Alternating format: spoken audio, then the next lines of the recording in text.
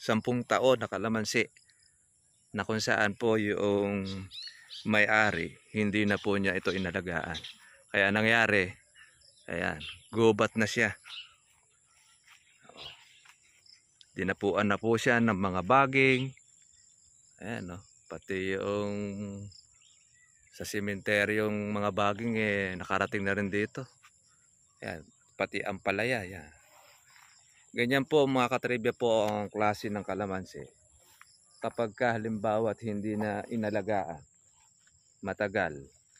1 taon pa lang mula noong matapos yung ating kontrata doon sa kalamansi na ito, ganito na ang kanyang naging itsura.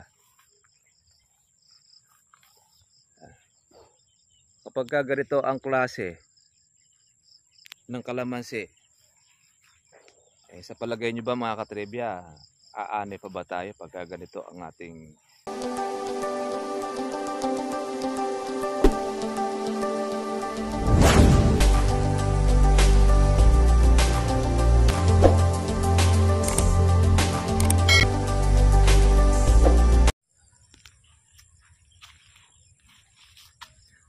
Magandang hapon po sa inyo mga katribya at welcome po sa aking YouTube channel. Kararating lang din po natin mula po doon sa Orani, Bataan at nabutan na rin po tayo ng bagyo po doon sa bagyong si Julian o Julian. Ngayon mga katribya, ito po yung ating inarkila dati na 10 taon na kalamansi na kung saan po yung may-ari hindi na po niya ito inalagaan. Kaya nangyari, ayan, gubat na siya. Dinapuan na po siya ng mga baging. Ayan, no? Pati yung sa sementeryong mga baging nakarating na rin dito. Ayan, pati ang palaya. Ayan. Ganyan po mga katribya po ang klase ng kalamansi. Kapag halimbawa at hindi na inalagaan, matagal. 1 taon pa lang mula noong matapos yung ating kontrata doon sa kalamansi na ito, ganito na ang kanyang naging itsura. Kapag ganito ang klase ng kalamansi, sa palagay nyo ba mga katribya, aanay pa ba tayo pag ganito ang ating kalamansi? Mas maganda pong wag na kayo magkalamansian pag ganito po ang gagawin lang po natin, napababayaan. Dahil masasayang lang po ang inyong tuwa, malulugi lang kayo. Pag halimbawa ang kalamansi ninyo ay balot po sa baging, kagaya nito. Yan po yung ating iniiwasan. Pagka mapapabayaan lang po ninyo ang inyong kalamansi, ilulusong po ninyo yung inyong abono, ang inyong pati na rin po yung sa lason, pati rin na ako sa tauhan ninyo. Naku mga katribya, sayang ang inyong po magiging pera. Yung klase kasi nito, marami kasi silang mga magkakapatid. Hindi na po nila ito nasikaso kasi pagka gumanda at umani yung kalamansi, kung sino na lang po ang kumuha na magkakapatid. Kumbaga ito po yung part na naghihilian. Kaya pare-paras na lang hindi inalagaan. Kaya mula noong kanila itong nakuha, tapos na po yung arkila, yung kontrata, hindi na po nila inalagaan. Kaya matagal din ito na nakatiwangwang. Kaya ngayon, ito na yung naging resulta. Ang delikado po dyan, baka mamaya meron na po itong sawa. Pati na rin po yung mga nangangahoy, hindi na rin po nagtatangka o na malakas ang loob na kahuyin. Tsatsagain lang nilang yung may-ari ang pumutol. Pero ito, kinahoy na rin dito. Sila na rin ang kumahoy. Yung bakante.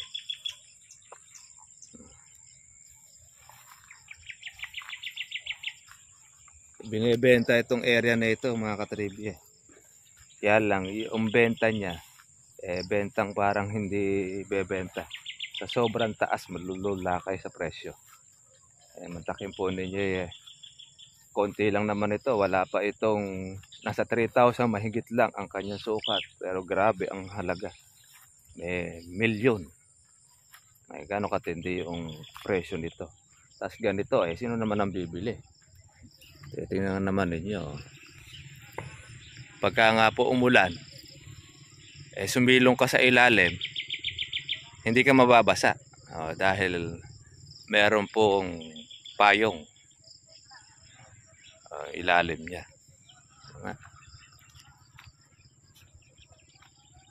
Ang edad na po nito mga trivia ng kalamansi na ito ay nasa 12 taon na. 12 years. 10 taon nang kami po magkahiwalay yung pagkaarkila. Tapos mahigit 1 taon naman yung pinabayaan na noong may-ari ito. Sayang, pwede pa sana mamunga yan. Magiging ganito rin sana ang kalamansi niya, no? O kapitbahay. Basta natanggal po yung baging, makukuha siya. May pakikinabangan. Kaya lang dito, kahit tumaas po ang presyo ng kalamansi, kapag kaganyan ako man, matatakot na akong pumasok dyan. Baka meron na po siyang sawa. Ngayon, kaya po natin ipinapakita ito sa inyo mga katribya. Kung kayo ay sasabak po sa kalamansian at magiging ganito lang din po ang magiging resulta ng inyong farm na hindi nyo maaasikaso, mapapabayaan po ninyo hanggang doon sa bago kayo lumusong ng tumana o ng inyong kalamansian ay magiging gubat na, madali pong mamatay ang inyong kalamansi. At ito mabilis pong tumanda. Kaya kahit maganda ang klase ng abono, sabugan natin organic, pag ganito ang sasabugan po ninyo, mahirap din po itong pagandahin. At kung ganito naman po yung paaarkila ninyo, wala rin naman po mag-aarkila kung ganyan po ang itsura ng kalamansi. Sa madalit salita, maganda, i-clear nyo na lahat, patayin, putulin, kahuyin, linisin, tanggalin ng baging. Yan, tingnan nyo. Akala mo po yung nasa gubat. Nagkakaroon ng baging ang ating kalamansi, hindi naman ganito kalala. Ito matindi. Talaga nga namang natatakot kang pasukin. Pag pinasok mo siya, parang hindi ka na makakalabas. Yung kabila, wala nang baging, pero nililipatan na rin po ng baging yung kabila dahil doon sa kanya. Yan yung result ng napabayaan ng kalamansi na hindi kikita, lugi kahit magsabog po ng abono. Ganyan ang resulta. Sayang ang ating po magiging gastos. Hindi naman po ito kalayuan doon sa ating inaalagaan. Medyo maaga-aga pa naman. Nakita lang po natin yung ating kalamansian. Ayan, at wala na pong ulan dito. Kahapon ay nung magdamag, umuulan. Magtutubig sa ng sili po yung aking kasama. Hindi na po siya nakapagtubig at nalibre na. Dahil nakakuha ng ulan galing kay Bagyong Hulyan. Saktong-sakto yung lugar po namin Barangay San Julian. Ang bagyo naman sa Julian naman ang pangalan.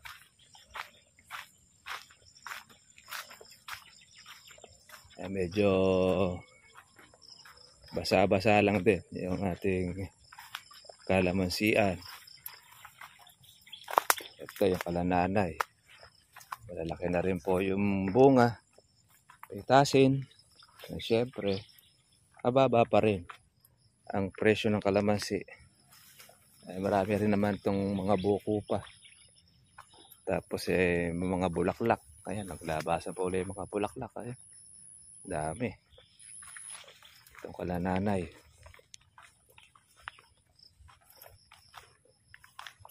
Sa atin, October naman ang marami.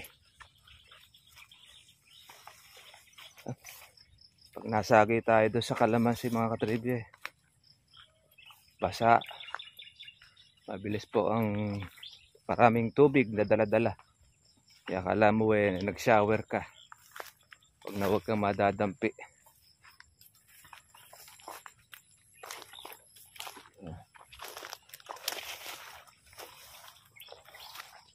Spray na rin po natin ng herbicide. Yung ating kalamansi. Ayan na. Laki na.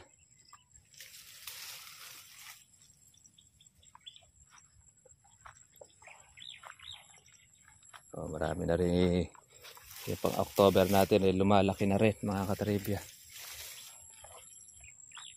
Pero pang mga bulaklak na lumalabas. Ayan o. Yan ang makaka-tiyempo. Alin natin ito maas yan. Ang ating pang October. Tayo naman think laging positive.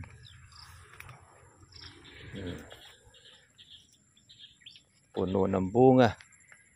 Basta't po alagaan ang inyo pong kalamansi, ganyan na magiging resulta. Lalo na ito ay alagaan natin sa ating organic fertilizer. Hindi na tayo rito nagsasabog po ng puting abono. Ngayon kung may nagtatanong kung ano po ba yung puting abono, bahala na po kayo. Marami naman pong klaseng abono na puti na madaling malusaw. Hindi na po yun ang ating ginagamit. Dati-rati, yun po ang ating gamit mga katribya. Pero ngayon, goodbye na tayo sa ating mga synthetic. Focus na tayo dito sa ating bagong abono, ang ating organic. At yan naman po ang epekto. Puno ng bunga. Ayan o. Kaya ay napakaitim naman niya. 3 taon pa lang ito mga katribya pong mahigit. Pagka po yung October natin ay magiging maganda presyo, ay maganda-ganda po ang madadali po natin dito po sa ating kalamansi. Ayan. Ay halos mga pang October ito pagka pinapitas natin ito, kakayo rin ng mga tagapitas. Pati maliliit makukuha. Yan, sayang yan. Pagka yan inayod natin, yung ating hinihintay na presyo, wala na. Napitas na, mamimitas. Kababa lang naman ng kalamansi. Lalaro sa 4 hanggang sa 500 ang kalamansi natin. Kaya gumagana naman ang ating pigaan. Kaya mapaghihintay pa natin ito ng maayos. Konti lang naman po yung ating pang September. Konti lang naman. Siguro baka wala pang 10 red bag. Yung kalamansi natin, dati-rate, marami pong punggos na lumalabas. Pero noong ating magamit na yung ating organic, ayun, konti na lang. Meron punggos, hindi nakagaya dati. Ayan. Tsaka, dali na rin po matanggal na rin po yung ating mga hinog. Dati makapit pa siya. Pataba na po yan ng ating kalamansi.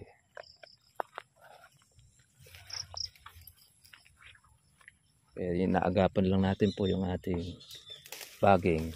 Kagaya po doon sa kabila. Naggubat. Nakalamansian. Mahirap po makarecover yun. Kaya kung hindi mo na siya papatayin, wala na. Kung aalagaan at aarkilahin mo yun, maghunos dili kayo dahil hindi kayo kikita doon sa kulang klase po ng kalamansi. Naku, nabali na po yung sanga. Yung ating kalamansi ito. Sa dami ng bunga, nabali na ang kanyang sanga.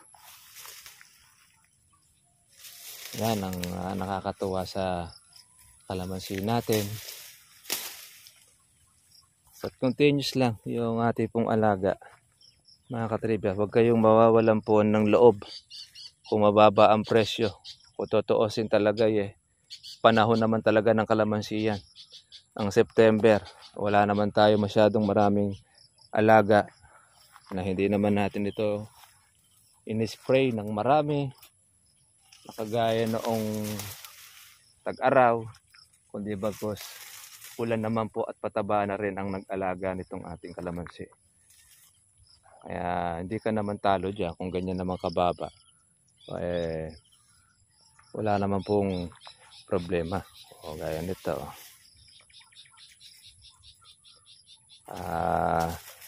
Harang na rin po sa ating daanan.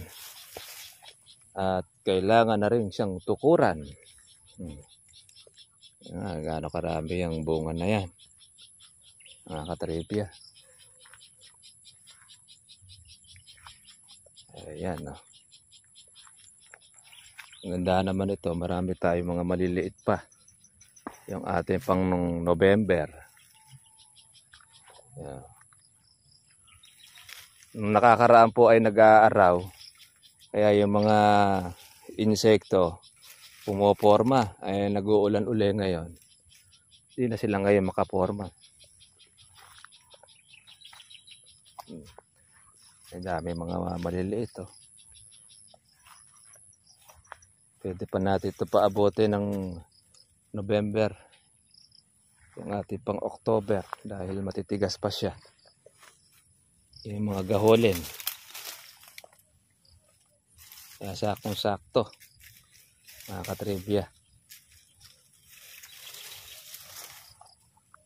Kailang mag-i-spray na tayo ng herbicide pag gumanda na uli po yung ating panahon. Ayan o, yung ating mga bulaklak o. Naglabas na uli ng another na bulaklak ang ating kalamansi.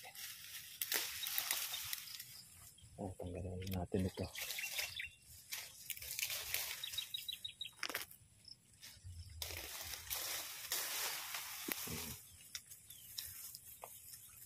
Matulad tayo doon sa kapitbahay.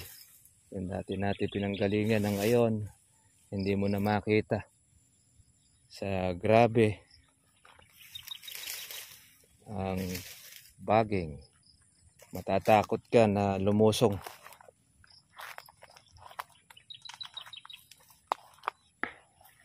Itong sa atin.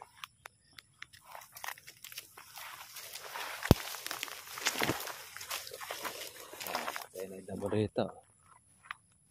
Ayan o. Kalaylay ng bunga.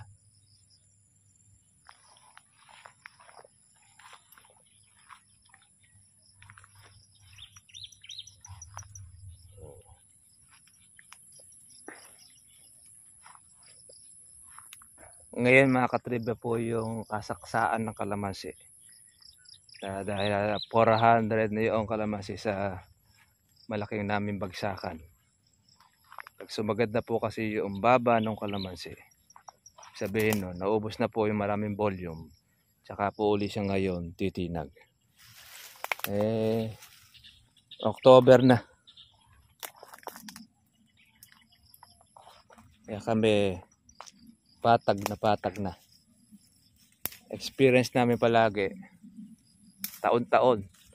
Pagka panahon na po siya ng October, yung kalahati ang buwan ng October, doon nag-uumpisa na pong sumisipa ang presyo ng kalamansi. Pero yung mga first week ng October, mababa pa yan. Nagtitik-tik pa po yung iba doon. Pero pagka halimbawa naman ay mag-uumpisa na siya, dire-diretso naman na yung pagtaas ng kalamansi. Mga katribya.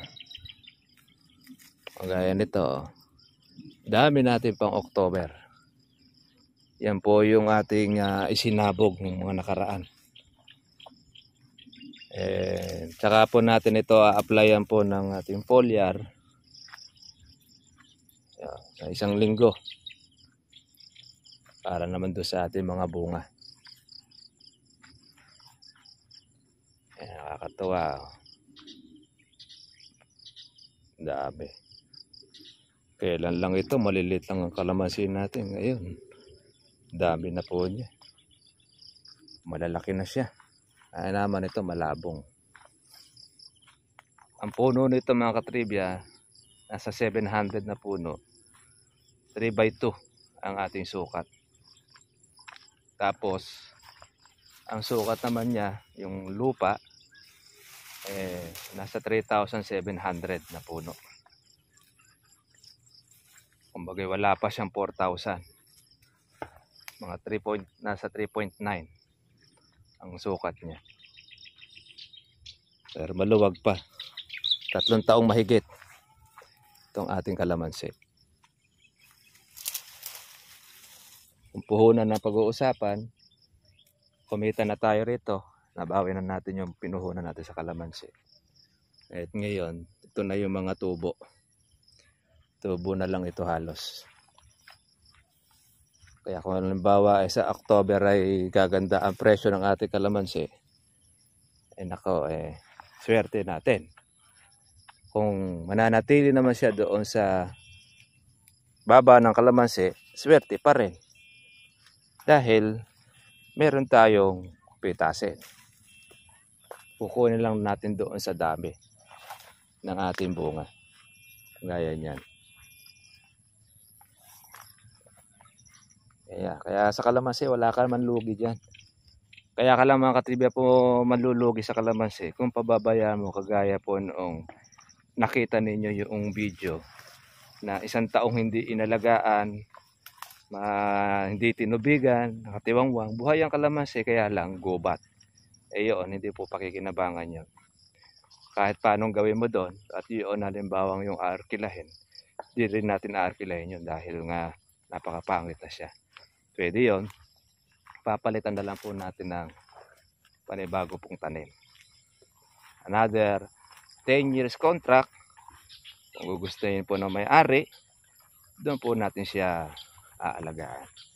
Pero kung yung puno lang na yon ang kukontratahin mo, lugi ka. Kaya hindi po tayo lumalaban ng gano'n.